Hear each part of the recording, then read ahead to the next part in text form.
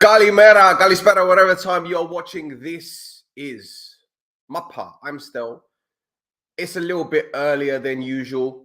Thasso isn't available today. He's busy doing family stuff, and that's great because, you know, Easter's come and gone, Pascha's come and gone. I hope you guys had a wonderful Easter. I think I've got some sesame seeds stuck in my teeth because I've been eating flaunes all morning. You know, the diet is gone. There's no diet. No more diet. It doesn't exist. I will go back to my intermittent fasting in the next couple of days. I'm pretty certain of it. So, anyway, I don't know how many people are watching live at the moment, but thank you for tuning in. Ella, George. Hello, Stel, my guy. Good to see you. Good to see you too, my bro. Good to see you too. As I said, this is an earlier podcast than usual, but listen, the final day of the season is literally a few days away. And I'll be honest with you, it's been a long season. As an Omonia fan, as you can tell, it's been stressful. But it can't be as stressful as what the APOEL and AEK fans are going through right now. Their stress levels must be through the roof. You got APOEL, who haven't won the league in 5 years. AEK, who have never won the league. And they're clashing at the weekend. And it's incredible how everything has turned out, really. The fact that both teams are facing each other on the final day of the season, knowing that a win for AEK will give them the title, and anything other than defeat and APOEL are champions. They must be like stressing. Easter, the Pascha, when they were doing their souvlers, when they're at the, I don't know, villages or in the mountains, these fans must have been downing the whiskey or the Zivania, I don't know, stress. Because can you imagine, last week, it was, what, the week before last? The week before last was when Omonia beat APOEL and AEK drew with Anorthosis. So effectively, they're going to have to wait. They've had to wait 2 weeks for the final day of the season. Mad. Absolutely mad. But I've decided to do a quick preview of the game. This isn't going to be a long one, I promise. I'm not going to bore you lot.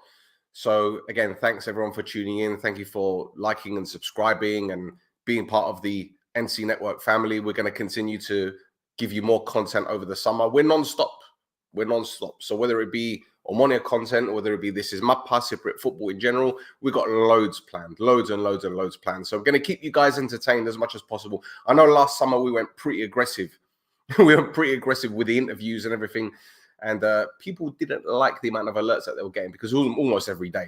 But I'm sorry, this is what we do. This is something that we love doing, producing content, especially promoting Cypriot football. So thank you everyone for being subscribers and tuning in, whether it be on Twitter, whether it be on Instagram, whether it be on Facebook, YouTube, etc. So anyway, without any further ado, I put a video compilation together of the season so far for both clubs. Hello, Zomu. And if you're an Omonia fan, sorry guys, I'm doing it for all Cypriot football fans. And whether we like it or not, APOEL are up there for a reason. They deserve to be challenging for the title. So here's this video compilation of the season so far. Enjoy. Off their league campaign with a 2-0 victory at AES thanks to 2 goals from Marquinhos. Meanwhile, AEK began with 1 point out of a possible 4. A 2-0 defeat at champions Ari was followed by an incredible 5-5 draw at home against Ethnigo. Summer signing Fransol scoring 4 on his home debut. APOEL's first loss of the season came in an incredible derby with Omonia. Efrem's penalty miss in the opening 10 minutes proved costly as Omonia raced into a 2-0 lead with goals from Gaguli and Simic. Midfielder Fouad Bashirou became the first of 4 players to be sent off in this game.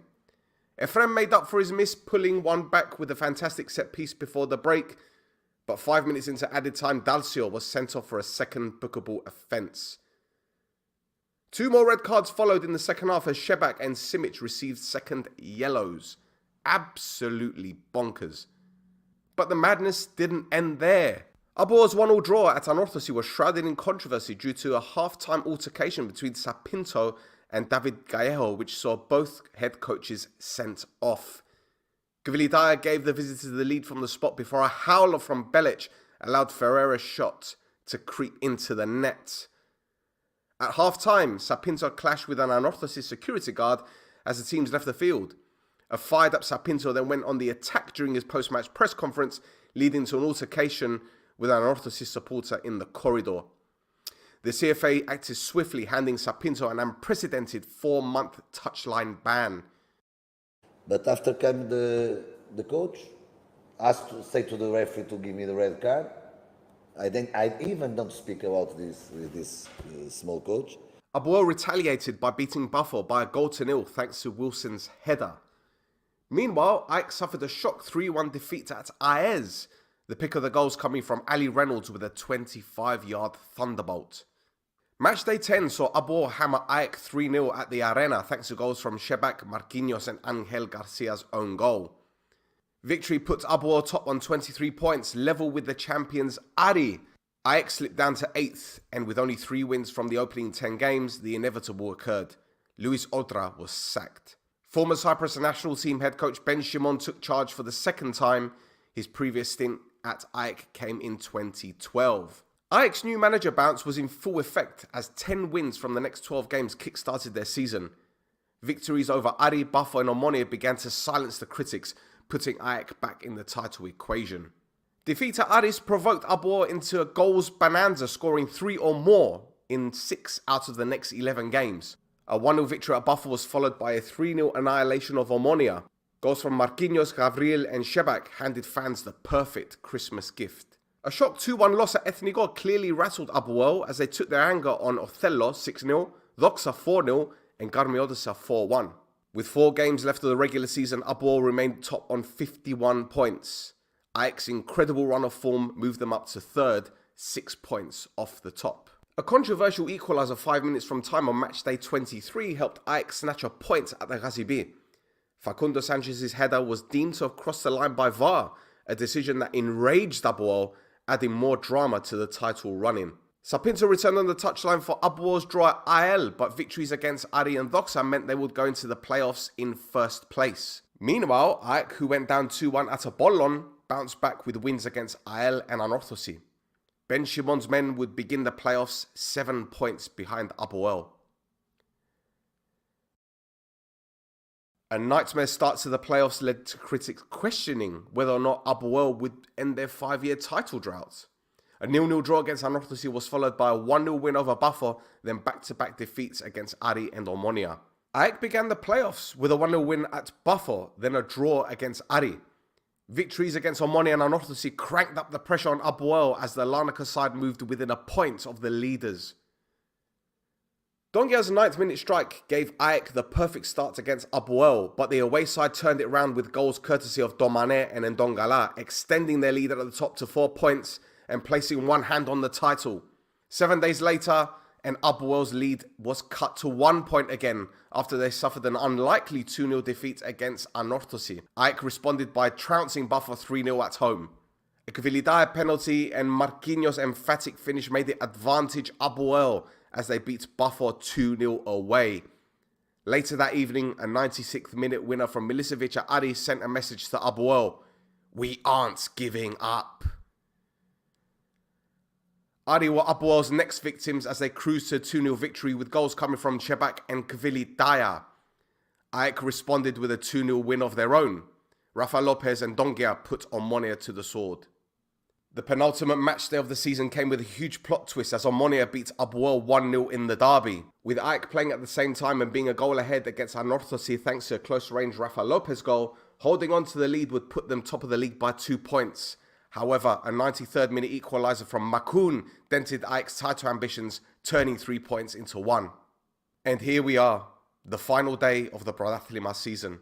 APOEL host AEK with both sides locked on 72 points. The fate of the title is simple: avoid defeat and APOEL are champions. A first win at the Ghazibi against APOEL since 2015 will hand AEK their first ever Prodathlima.